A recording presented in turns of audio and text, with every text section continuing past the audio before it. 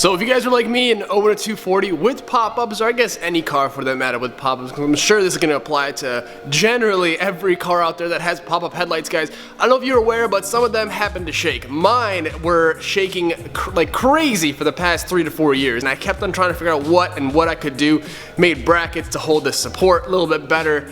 Nothing worked. However, today I have just solved that problem. This is going to be a very, very quick video, but hopefully it helps, even if it just helps out one of you guys out there, because I know I needed this video long time ago and it was nowhere to be found. So if you guys are aware, obviously this is our car, and if you guys missed the full reveal, we're not going to go over it in this video, obviously. Go ahead and check the previous video out.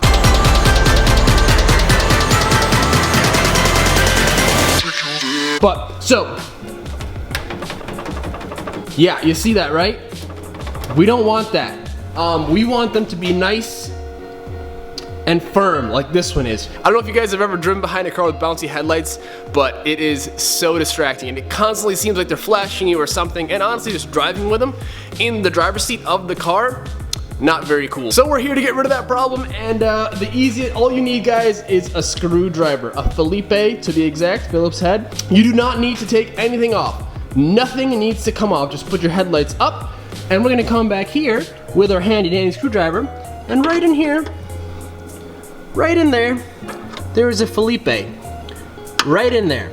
Basically, we're going to unwind him. So loosen him, which draws out a little rubber stopper. Okay? So, get it till he's flush out, and you guys remember how it was before, right? Look at that. Sturdy as a rock, maybe a little half turn more.